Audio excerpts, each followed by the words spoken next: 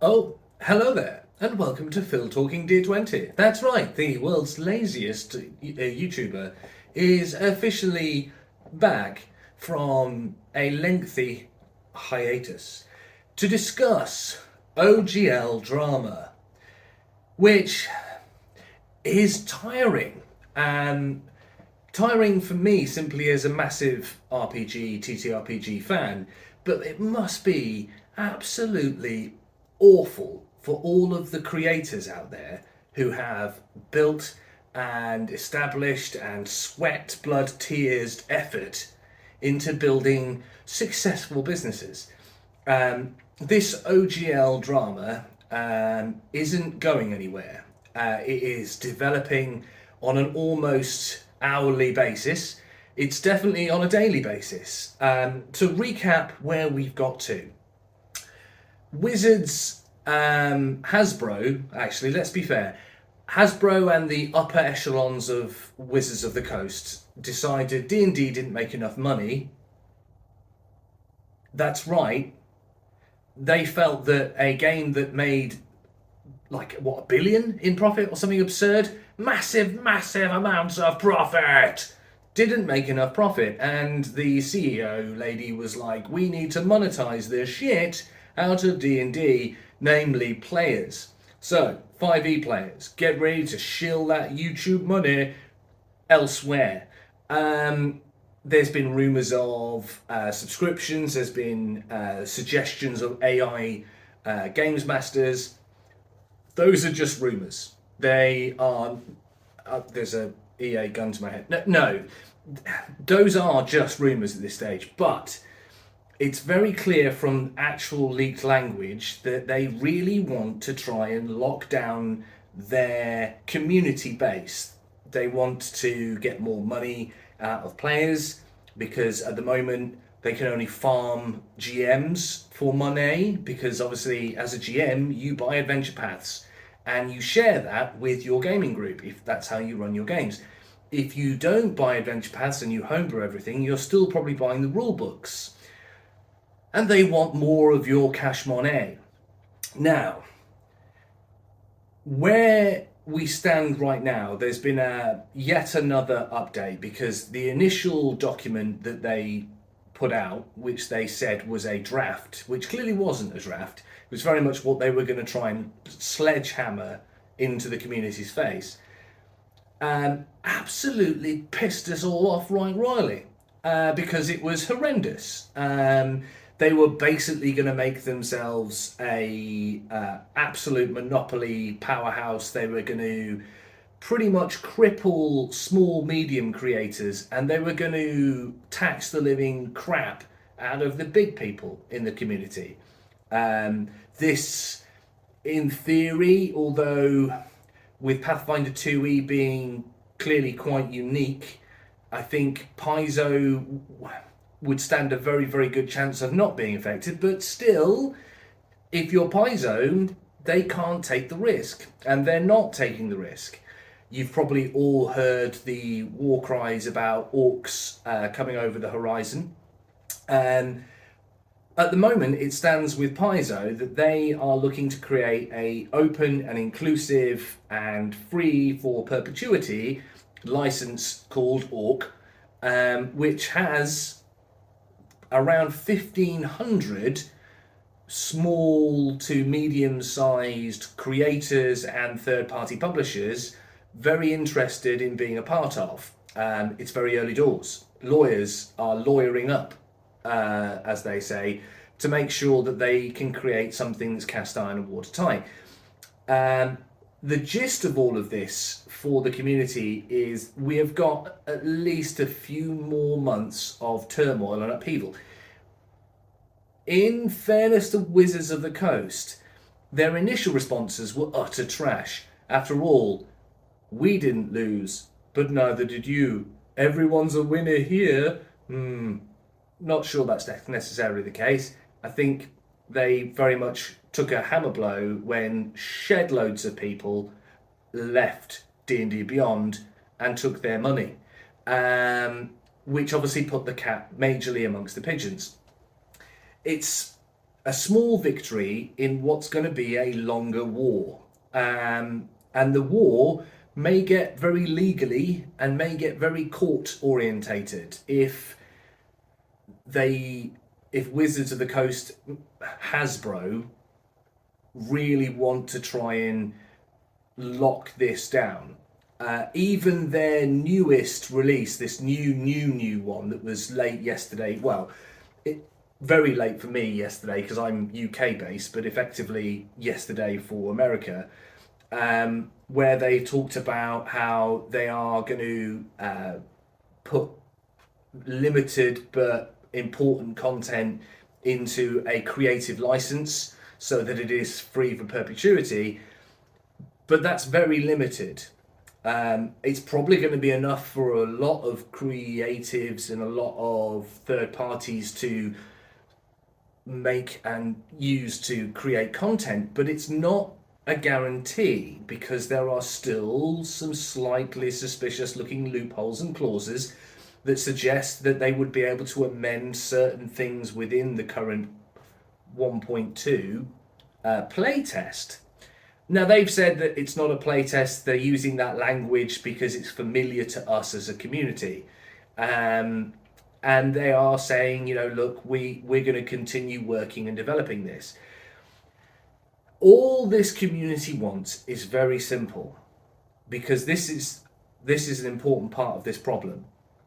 The 1.09a original OGL license that's been around since about 2000, has been the building blocks of why the TTRPG industry is where it is now. I mean, I've been around playing role-play games for a long time, since the 2000s, literally. So I remember in 2008 when we had all this kerfuffle with 4th edition that went behind a separate OGL wall, and the community didn't like the way that the 3.5 to 4th edition shift happened. I was a massive 3.5 and 3rd edition fan. I really enjoyed it. Yes, it wasn't perfect. No system's ever perfect. But it was really good fun and I really enjoyed it. And then 4th edition was a bit... wasn't for me. Although, ironically, with hindsight, more people are saying, hey, this is really great rule in 4th edition I really like. And it's certainly possible that 4th edition has had influence later down the line on the design of other RPGs. There's even little nitbits in there that might have influenced Pathfinder 2. Who's to say? But they are still in the clauses of 1.2 suggesting that the 1.09a, the original OGL that's the bedrock, is going to be revoked. And they're saying all the content you have created, have is an important word here, will still be valid and still be yours and still be, licensed under that agreement, but you won't be able to create any more. It also looks like 3.5 content and other content outside of 5th edition won't be included in this new OGL. Now, this new OGL isn't even set in stone because it's already evolved within a 24 to 48 hour period from where they were. They are releasing tweets and updates, they are releasing clarifications at a quick rate. And I, for one, am certainly not going to be dedicating extensive hours of this channel and my life to the minute-by-minute blows, because it is for legals, lawyers, and individuals at big companies like Paizo and, Mongoose, Free League, Mephidius, MCDM. All these people are going to be using real actual lawyers to get this sorted. Now, the rules lawyer is an actual lawyer. He has a significant advantage in this field. And for his detailed coverage, that's an obvious go-to. And for him, this is an obvious topic, but not for me. So it's a right royal shit show in the TTRPG space right now. All I would say is please, please, please, can we not as a community descend into the carnage that the Twitter sphere doth love? Because bad news, fake news, and general negativity spread on social media like a fucking wildfire. Ginny D is an example of this. She has been harangued and harassed and had significant amounts of Twitter-ish and social media-ish abuse fired at her indiscriminately by keyboard warriors. We all know them. We've all seen them. Well, we haven't seen them. They're in their mum's basements on their keyboards. And right now I've said that, they're doing it to me. Oh, God, I'm so angry. I'm going to totally tweet something really vile at you because I'm a prick. Well done. Have a noddy badge. No one cares. Please be civil. Please be patient. Please allow Paizo and the other legal beagles that are in heavily, heavily more invested than any of us could ever want to be as fans, let them do their thing. Orc is a fantastic opportunity. Mongoose have their own. MCDM are talking about having their own open license systems to create and allow the continuation of new content. There is a very, very strong possibility that they can't revoke or even need the original OGL. I mean, there's a great video in current circulation by the Legal Eagle where he talks that there is a genuine possibility that the differences between trademarking and copyright don't necessarily protect the simple fundamentals of Dungeons and Dragons. Yes, they can copyright things like owlbears and beholders and other things like that, but they're limited. So although it's a shitstorm, although for a lot of people who are suddenly feeling like they've been completely betrayed by Wizards of the Coast and they'll never be able to play 5e again, and maybe they're not interested in learning or playing other systems because they only love Dungeons and Dragons, are feeling like they haven't got a home. Now, one of the things that's been brilliant is to see how welcoming, funnily enough, the Pathfinder 2e community is. Keep that going.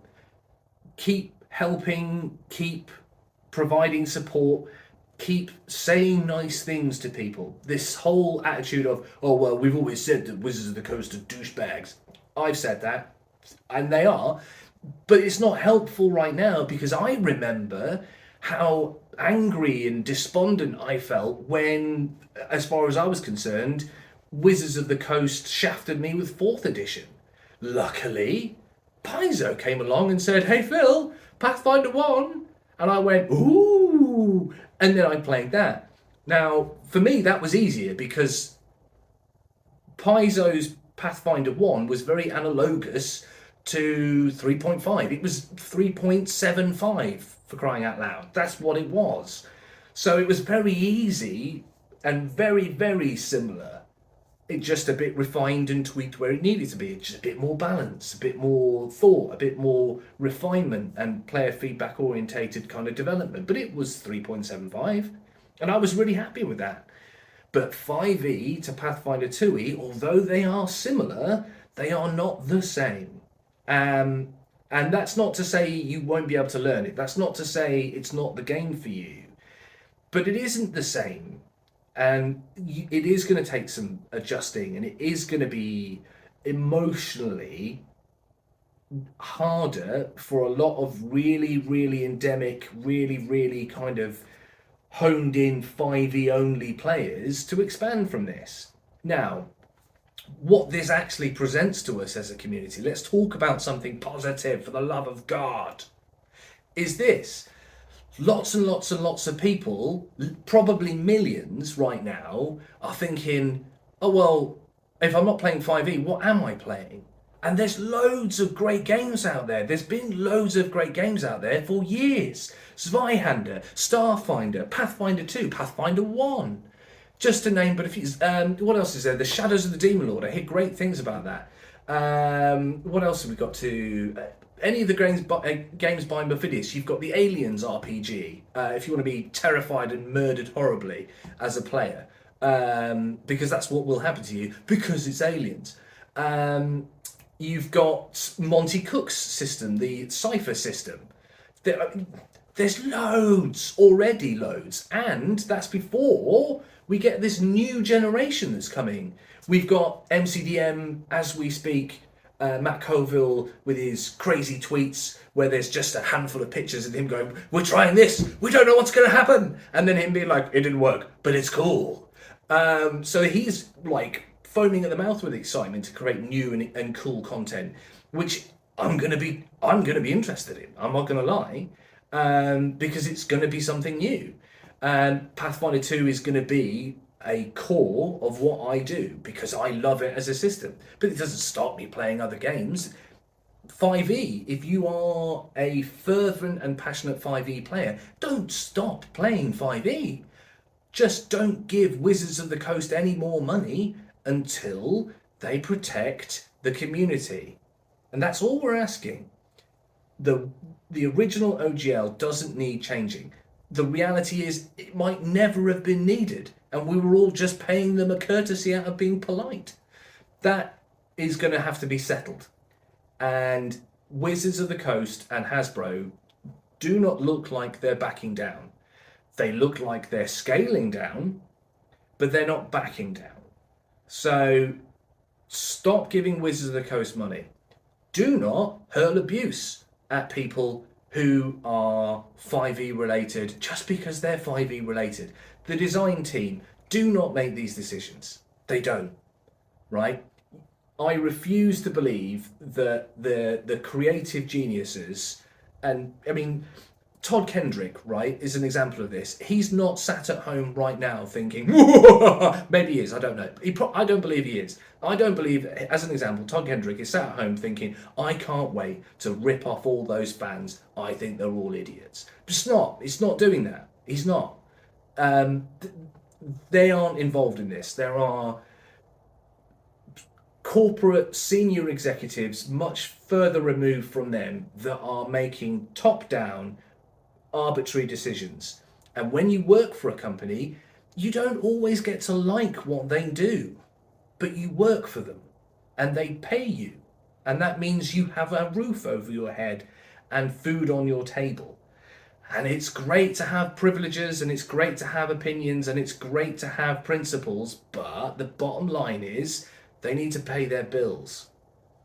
Real talk. I've got bills. I need to pay them. I don't pay them with YouTube money because I don't get none. But the reality is that those people are in that position. They must feel like shit right now because they are looking at a community that thinks they are scumbags. And lots of you do. And that's fine. You can think that, but don't go shouting it in their faces on Twitter because it's pointless and irrelevant. We just need to be patient. We need to trust that the power of our community will be enough to, if it's not able to stop Wizards of the Coast directly, put enough support behind Paizo and all the other wonderful creators out there like Mongoose who've got their own OGL and all this kind of other stuff going on, that our shift in our buying power, that's what they want. They want our cashola, our cash money, right? That we can put that elsewhere, right? We're never going to wipe D&D out, right?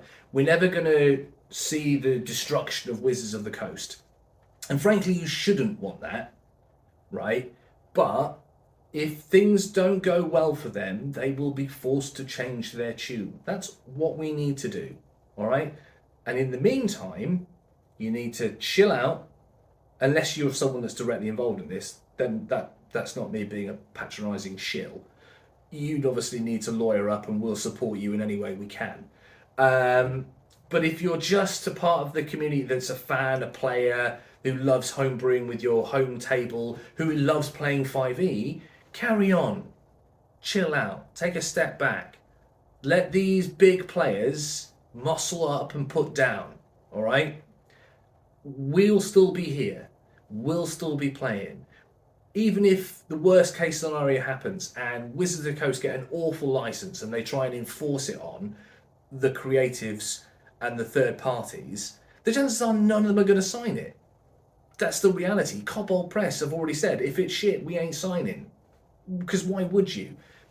You know, Matt Colville, we ain't signing. If it's shit, we ain't signing. So once they don't get any signatures or they only get a handful of signatures, That's it. That's all they've got, which won't be a lot. And the big question is, what's the Mercenator going to do? Because if Wizards of the Coast think that they can shaft Matt Mercer, I'm not buying that. He's a juggernaut. His brand, the Critical Role brand, is a juggernaut. And if they think that they're going to steal all that from him, all of their hard work as a team, they're going to fight for that. And I know they got a lot of stick for their slightly wishy-washy hopes and dreams message they put out there, but the core of that message was, we believe in free and independent creators. So they're on our side, but I imagine they're lawyering up to chuff right now because they're balls deep. And Wizards of the Coast probably know that and are hoping that's leverage they can pull. But let's see. Time will tell on that front. But he's not watching. But Matt, if you're watching, Orc could work. We can make that happen. You could come back to Pathfinder, because many of you may not know this, but their original game was a Pathfinder game, and then 5e said, "Hey, what about playing our game on a live stream for cash money?" And the rest is history. But if the Orc warband keeps on motoring, could be interesting. Anyway, be nice. Stop being mean to nice people who just happen to make money from having previously shilled 5e content. All right, there was nothing wrong with that when Wizards of the Coast and Hasbro weren't being a massively evil tyrant. However, the Lich's mask has fallen away, and we've all seen the evil Dark Overlord for what they are. Now, the fight is with lawyers. So let's be nice. Let's be civil. Let's calm down. Woosah. Woosah. And relax. Remember, the powers that be, the people with the clout, are doing what they can. Orc is going to be an incredible opportunity for a lot of creators. It's going to be, hopefully, a much better system for everyone to work with than even the original OGL was. But again, time will tell. In the meantime, let's focus on having fun, on playing our games, enjoying our friends' company, and being nice and creative in a creative hobby space. Please. Thank you. Anyway, this is the end of the OGL drama video. Thank you for stopping by and saying hello and dropping a like and a comment in the comments below. Unless those are mean comments calling me a beardy lefty liberal twat. At which point I will simply unlike your comment and move on. But stay safe, stay classy, stay sexy, and hopefully I will be back with a non-OGL misery fest very, very soon. Salute.